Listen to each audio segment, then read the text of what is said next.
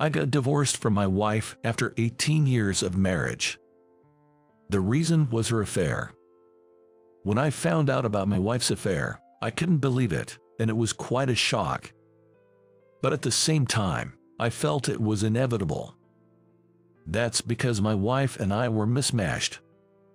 My wife, who is the same age as me, is beautiful, capable at her job, and earned more than I did. She must have grown tired of me, who never really get promoted in my career. Especially if I were to get laid off. Many companies are resorting to layoffs in this economy. Turn on the television, and it's all gloomy news. There were talks every week at the company meetings about our difficult financial situation. Yet, I lacked a sense of crisis and felt it was someone else's problem. Then one day, my boss asked me to come to the conference room. What's it about? Did I mess something up? Or is it about starting a new project? Thinking casually like that, I knocked the door at the conference room. My boss pointed to a sofa with an expressionless face and said simply, "Sit there." It was a layoff notice for me. "You know our company is struggling, right?" "Yes. So, we've decided to make significant staff cuts. You're on the list." "What? Why me?" "I don't understand. Why me?" I confronted him in a panic. "You're young, so you'll have an advantage in finding a new job. Most of our employees are much older. It'll be tough for them to find work now. Just be prepared." "Wait a minute, please." The door closed, leaving me behind. I had dedicated myself to this company, never imagining such a turn of events. I couldn't accept it, nor could I agree with it. Why me? I couldn't tell my parents or friends. I also couldn't bring myself to tell my wife, but I couldn't keep quiet forever. When I finally told her about being laid off, her eyes widened in shock. "What? We've got bills to pay, so hurry up and find a new job. I can't be the only one bringing in money." She said that sharply. But I couldn't get myself to feel urgent about finding a new job, considering the future. In this economy, losing a job and finding a new one isn't easy. Our savings were dwindling. I knew we, a family of 3, were living off the savings. But it really made me mad to hear my wife say it. We often fought about money. Even after cutting costs by stopping our daughter's lessons and saving on tutoring fees, living was still tough. And that led to more arguments. Our once happy family had gradually become strained. One day, when my wife showed me our bank account, the low balance made me realize things were really bad. I worked part-time jobs while job hunting. I even did day labor, but quit when I couldn't physically keep up. My wife stopped saying anything. Her cold look said it all. One day, during that period of life, on my way home from a part-time job, I unexpectedly ran into a college classmate on the train. "Hey, David, long time no see. How are you?" "Yeah." After chatting, we ended up going for drinks. I didn't want anyone to know my situation. But part of me wanted someone to listen to my story. At the bar, fueled by alcohol, I told him about being laid off. He responded, "Man, that's rough. Everyone's got bills. Hey, you know what? A person at the company we do business with quit because of family care needs. They're hiring right now. I'll introduce you." "Really? Please, I'm desperate," I begged, grasping at straws.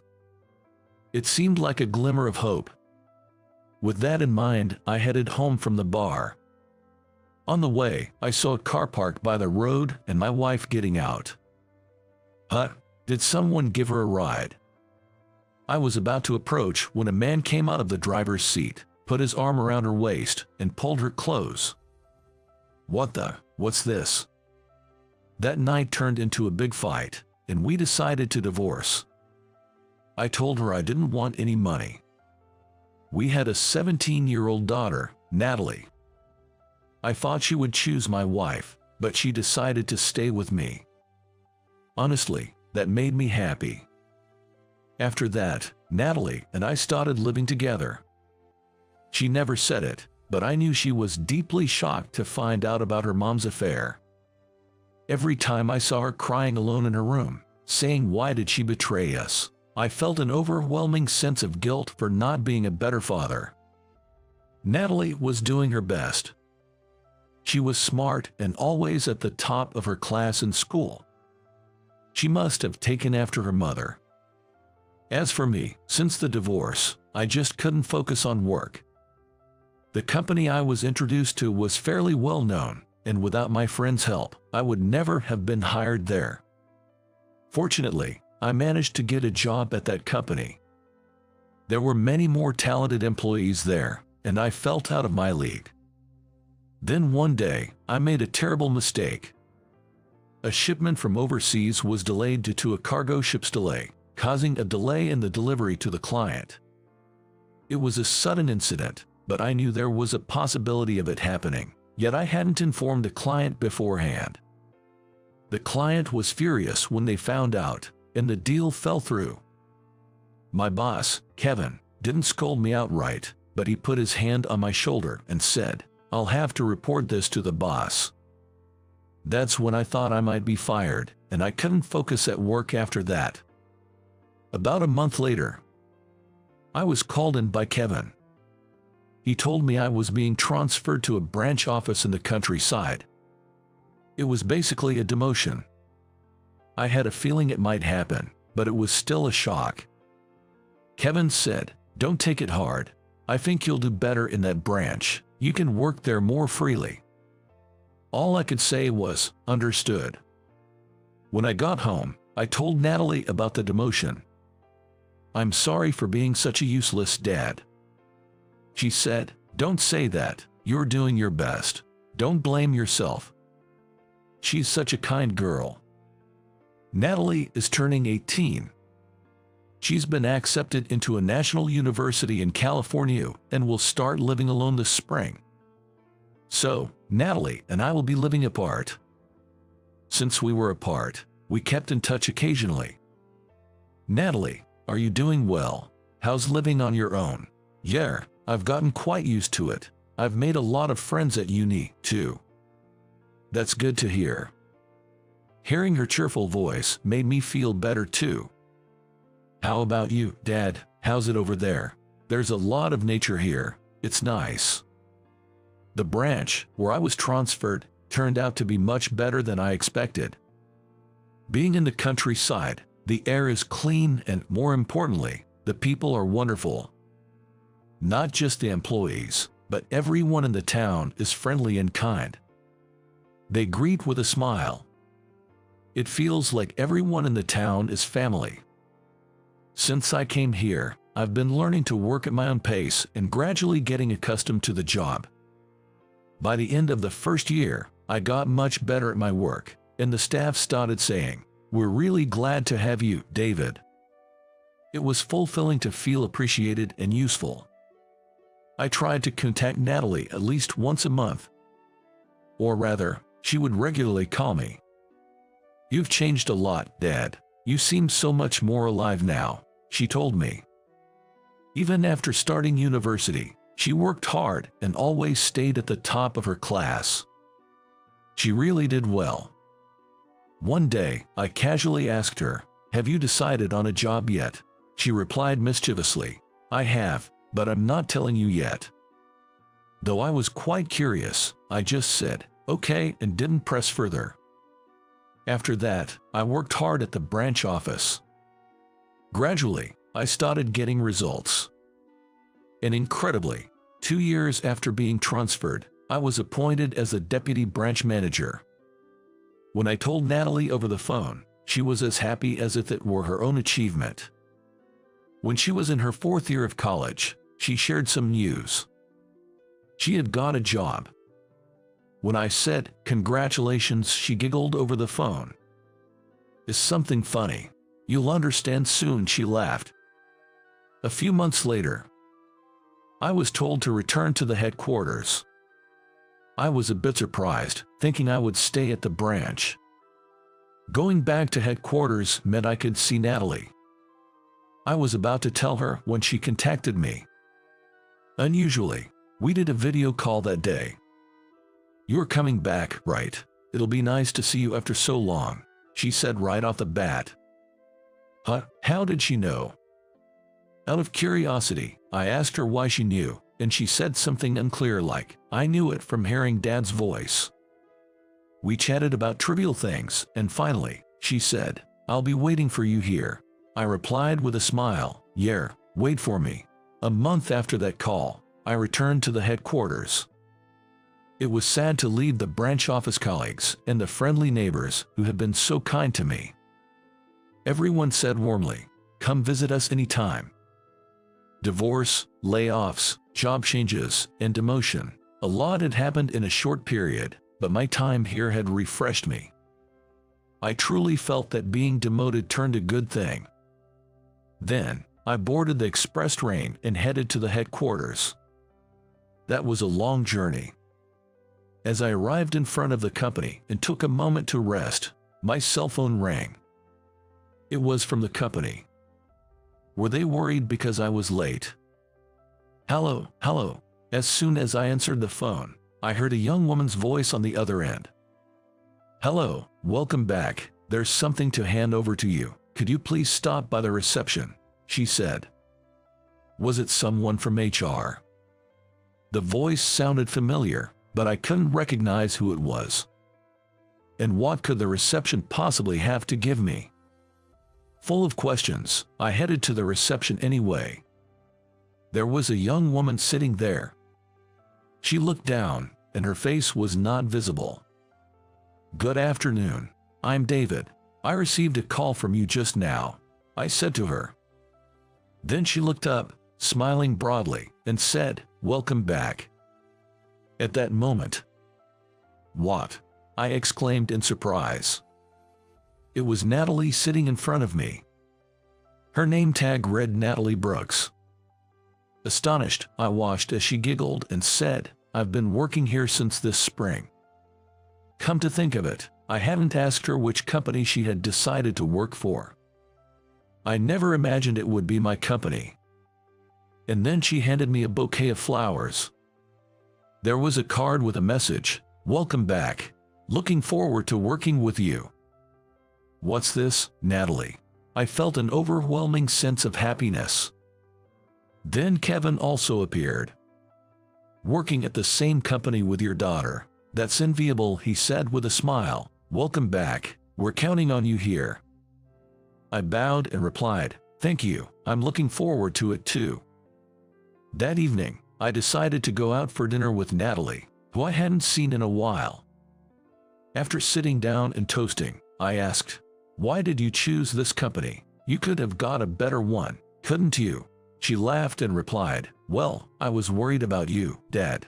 I thought I needed to be by your side." "Is that so?" I said, laughing along, and then she continued.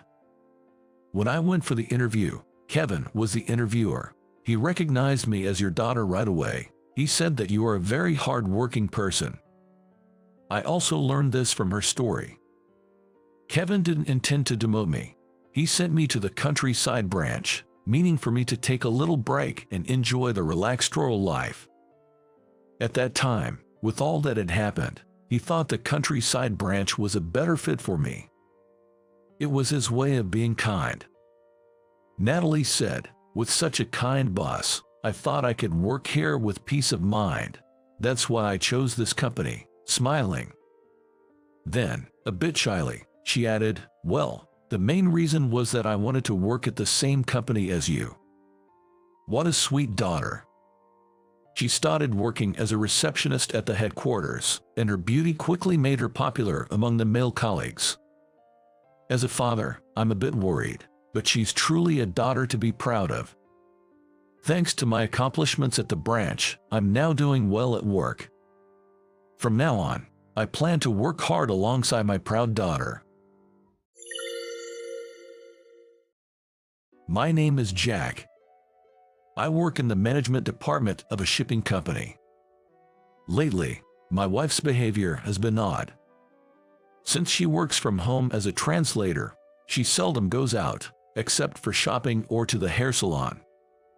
Yet, about a month ago, she suddenly started saying she had meetings and began going out more frequently. But that's not all.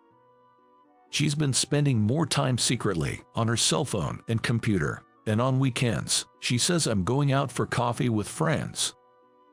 My wife used to enjoy watching dramas or movies at home while sipping carefully brewed coffee. When we first met, she was an outdoor person, but now she's mostly a homebody. She used to get tired just from attending the monthly parties or barbecues at my workplace. So she is saying she preferred to relax at home during her free time. So, for her to go out to the city to meet friends for coffee seems strange to me. We've been married for over 10 years. As far as I know, she used to meet friends maybe once every 6 months. Anyone would find it suspicious if a person who rarely went out started doing so every week. And there's more evidence to back it up. That sounds like she might be cheating. My junior at work, Mike, responded to my story. Do you think so too? I asked. While munching on a sandwich, Mike nodded emphatically several times. We were at a diner next to our office. It's not particularly delicious, but it's convenient, so I usually have lunch there. My wife, Emily, always says, I could make you lunch. But I keep coming to this diner. It might be more economical to bring a lunch from home. But Emily works from home too. And although we share household chores, she handles most of them. I can bear to burden her more. Also, I have another reason for wanting to leave the office during lunch. The overly friendly atmosphere at our company. It feels like a burden to me. Some might enjoy it. But I don't want to show my lunch to colleagues and comment on each other's lunch. Mike, who is single, also doesn't fit into that culture. So, we outsiders end up having a mediocre lunch together to escape from our colleagues. The reason I took this job was simple. The pay was good. Plus, I love the sea. Having grown up in Hawaii, I spent my childhood swimming and freediving. Even though my job is on land, I'm happy to still be connected to the sea after moving away from Hawaii. I met Emily in college. She was a junior in our diving club, and Emily stood out. It was hard to match every face and name in a club of hundreds. But almost everyone knew who Emily was when her name came up. She was popular and a central figure in the club. And there were many foolish guys who fantasized about being with her. Of course, I was one of them. Emily was always smiling at everyone. She was caring and so perceptive that you'd think she was psychic, always noticing when someone was in trouble. That's why, even after we got married, I couldn't help but worry. But I never expected her to cheat. But hey, it's just suspicion at this point, right? You don't have any proof. Well, yeah, but even if she's been more of an indoor person lately, she used to be into diving and sports. Maybe she's just getting back to being active like in her college days. It's unfair to jump to conclusions now. I frowned at Mike's words. What are you talking about? You were the first to mention cheating. Mike just laughed at that. But he had a point. It's wrong to suspect without solid proof. I should trust my wife, with whom I've shared my life. I thought I had resolved to change my mindset. I'm home. When I called out as I got home, Emily quickly put something into her bag. Welcome back. What was that just now? What do you mean? The thing you just put in your bag? Oh, that's just a book for work. True, Emily reads a lot for her job. But it's usually books. She hardly buys physical books anymore. Suspicious. I'll start on dinner. Emily said that and disappeared into the kitchen. Now would be my chance to check her bag.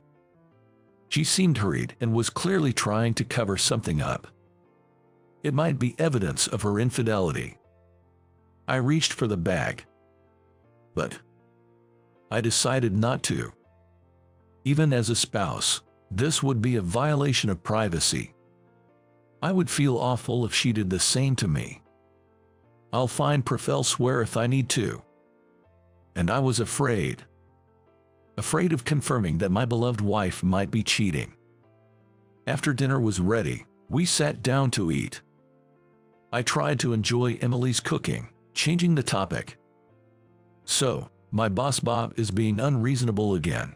Bob, my boss. He is inflexible and we don't get along very well. He's competent at his job, and he's not a bully, but I guess it's just a matter of compatibility. Is your boss Bob bringing his wife to the party next month? Our workplace, uncommonly these days, holds a party once a month inviting employees' families. It's supposed to boost team spirit, but I wonder if there's any point in just eating and talking. I'm not the social type, so I'd rather not go if I could avoid it. But I have to follow the company's policy. Grumbling, I've attended every time. Probably, but it doesn't seem like his wife is too keen on coming. You know, it's a hassle, right? I see. Hey, Jack.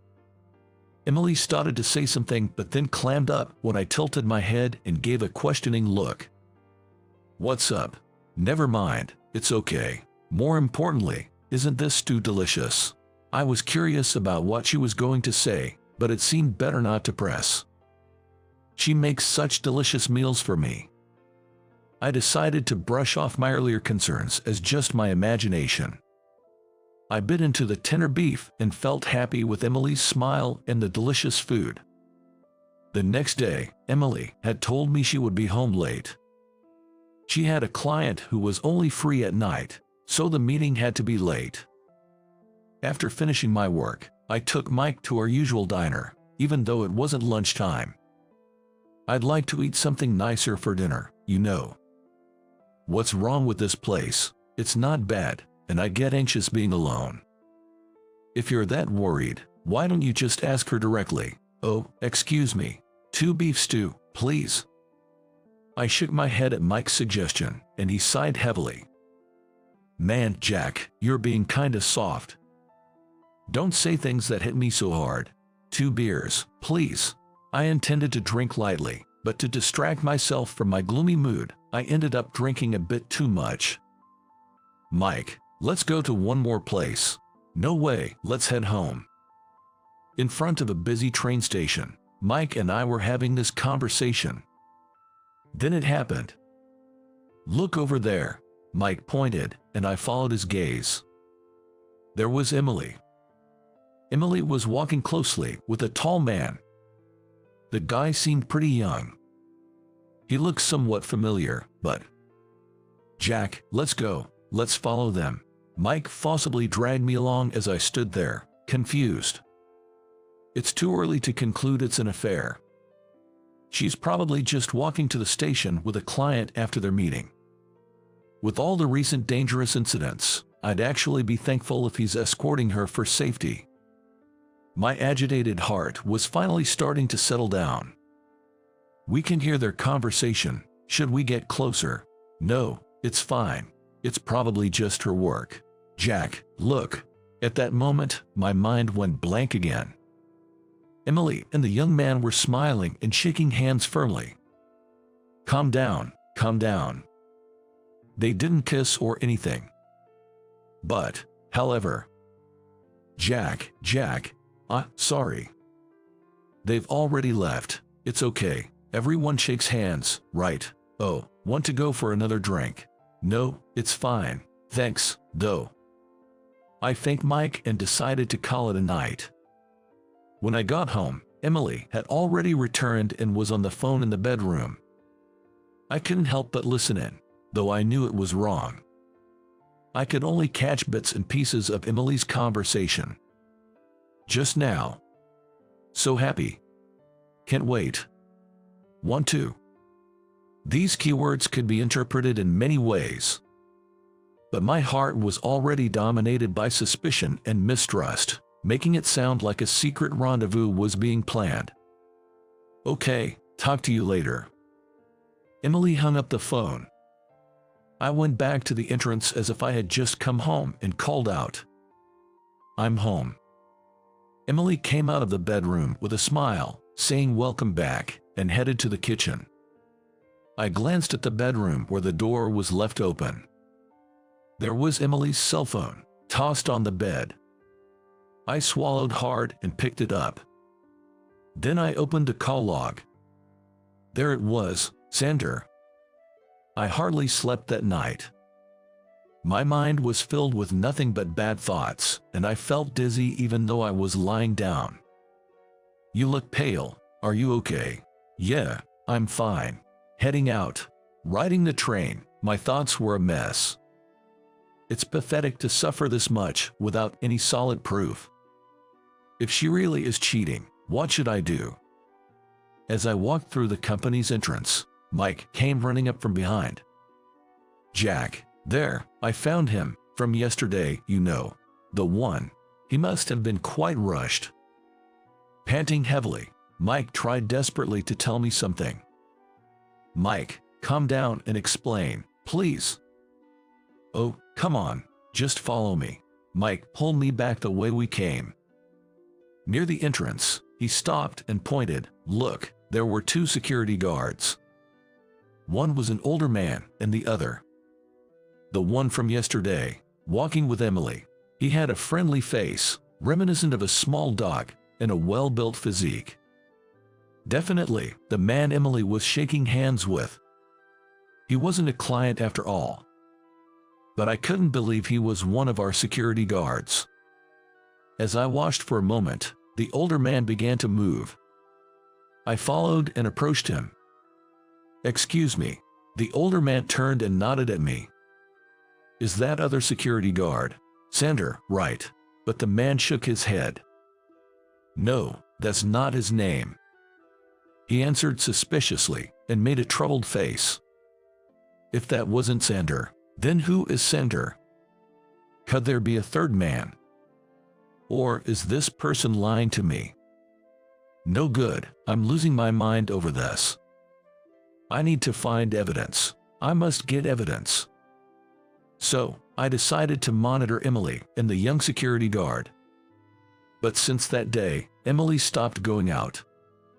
Did she find out I was investigating? No, that can't be it. But still, it's strange how her frequent outings suddenly stopped. It must be because I'm so stressed. I've become so paranoid because I'm overwhelmed. I should ask Emily. I'm scared to hear the truth, but I need to ask to feel at ease. That's the only way left.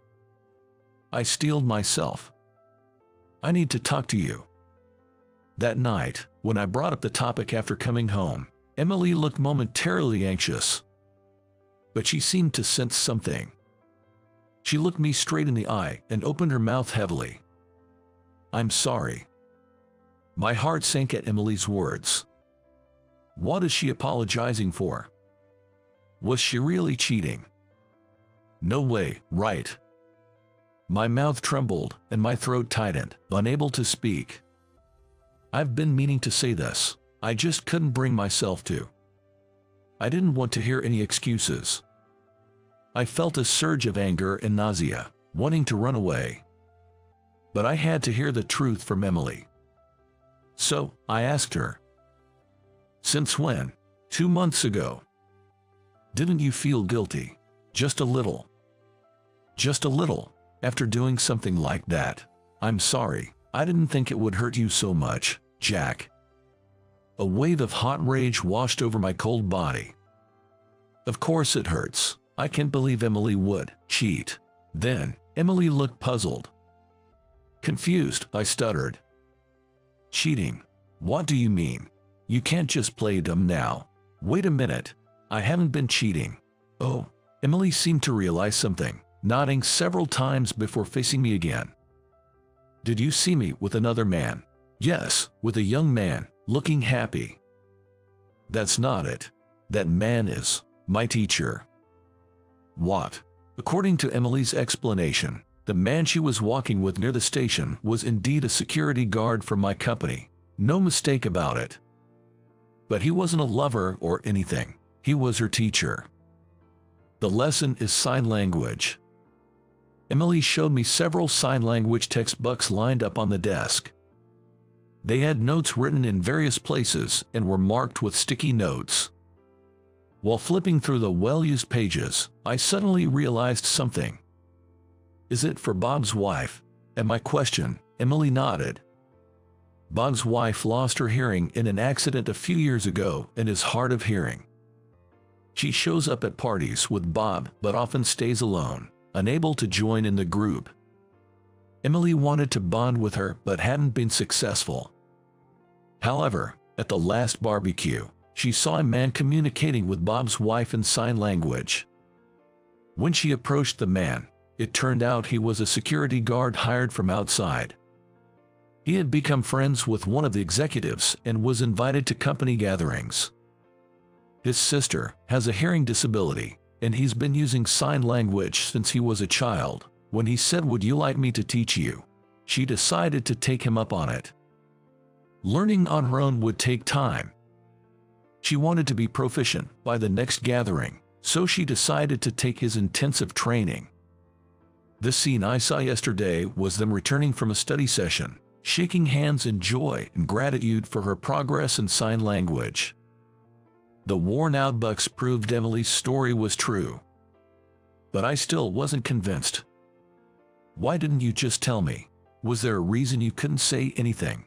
That is, Emily hesitated to speak.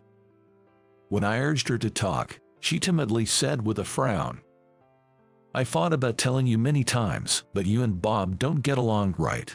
I thought maybe you'd object." "I see," I realized then. I had been complaining about Bob almost every day at meals, even saying I didn't want to associate with him. Indeed, I had created an atmosphere where she couldn't share. It was none other than myself. So that's how it was. But it's natural for you to suspect me. I was meeting a man, after all. If only I had been honest from the start. I'm really sorry for making you anxious," Emily said, apologetically. I gently embraced her. "I should have just asked you instead of fretting alone. Sorry for making you feel uncomfortable."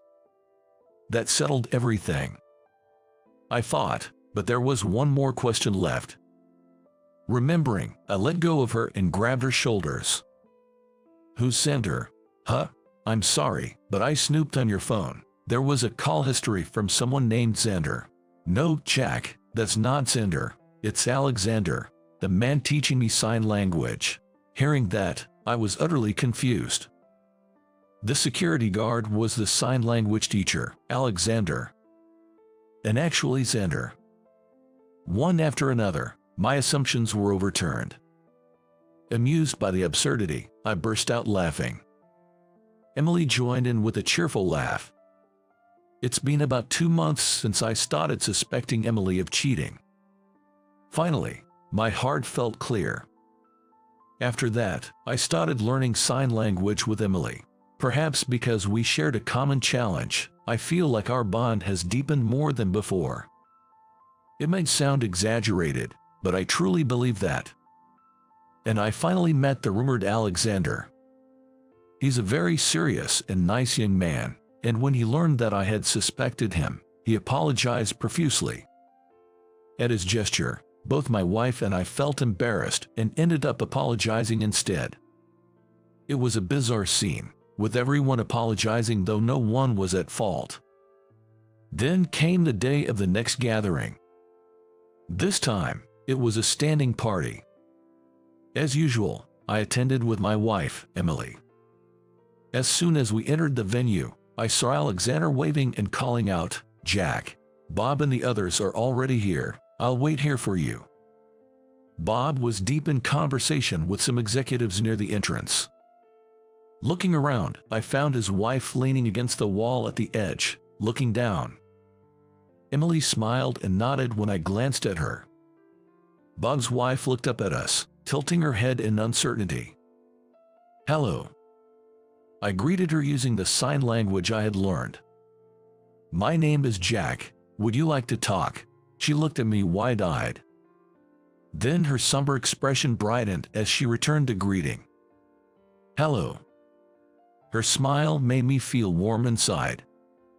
I'm glad I learned sign language. Seeing her so happy made it all worthwhile. The weather is nice today, isn't it? Maybe I should have worn lighter clothes. There's some delicious-looking cake over there. Alexander joined in, and ordinary small talk flew back and forth, all in sign language. I wondered how lonely Bob's wife must have been all this time. Surrounded by so many people, yet unable to easily join in conversations. But she's not alone anymore. So many people want to talk with her. Emily made this passable. I can't compete with her. Her talent is in healing others' hearts like this. The party, filled with more smiles than usual, was brimming with happiness. The next day, Bob came to my desk. He handed me a box, almost pushing it into my hands. Take this. It was a beautifully wrapped assortment of sweets. My wife wanted your wife to have this. From your wife, thank you. Jack, thanks for yesterday. I was so surprised, I almost dropped the box. If I remember correctly, this is the first time Bob has thanked me. She was very happy. It's been a long time since she enjoyed herself like that. I can't offer much, but let me buy you a drink tonight at my favorite bar. Bob is more blunt and awkward than anyone. I was deeply touched that he was trying so hard to express his feelings. How about we go to that diner instead of the bar? The food's not great, but I'll join too. Mike, who overheard, chimed in, raising his hand. I'm not buying for you, Mike. Why not? I used to struggle with Bob's rigid and conservative ways. But maybe he's different than I thought. Couples have misunderstandings and doubts from time to time. What matters is communication. And it's not just about talking with voices. There are as many ways to communicate as there are people in this world. Emily regularly meets with Bob's wife now. I make sure to join them to keep up with the sign language I've learned, and greeting Alexander at work has become my responsibility. Emily leaves no one behind. She's like the sun, and it's my job to protect her smile.